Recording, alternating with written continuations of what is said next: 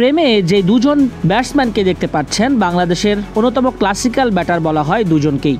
একজন তো mister dependable Mushfiqur Rahim, আরেকজন তারই ছোট ভাই এনামুল বিজয়। দুজনই ডান হাতি ব্যাটার, দুজনই গ্লাভস হাতে ভালো পারফর্মার। জানেন কি, ক্রিকেটে ব্যাটসম্যানরা চাইলে তাদের ক্যারিয়ার দীর্ঘ করতে পারেন।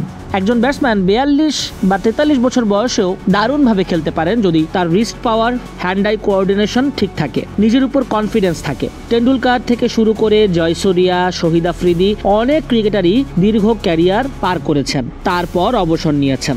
মুশফিকুর রহিমের কাছ থেকে এখনো অনেক কিছু পাবার আছে। সাদা পোশাকে বাংলাদেশ দলকে ভালো কিছু মুহূর্ত উপহার দেওয়ারও চিন্তা করেন মুশফিক। আর এনামুল বিজয়, তার থেকে তো অনেক প্রত্যাশা ভক্তদের। এবার যেহেতু সুযোগ পেয়েছেন, দীর্ঘদিন ধরে জাতীয় দলের সঙ্গে যুক্ত থাকবেন এমনটাই প্রত্যাশা করে সবাই, এবং এনামুল ঝলক দেখাবেন এটাও বিশ্বাস করে সবাই। দুই ব্যাটারের মধ্যে অনুশীলনে আড্ডাই চলল বেশি। মুশফিকদের লিগেসিটা বহন করে নিয়ে যেতে পারলে বাংলাদেশ ক্রিকেট লাভবান হবে। এনামুল বিজয়রাই তো তাদের উত্তরসূরি।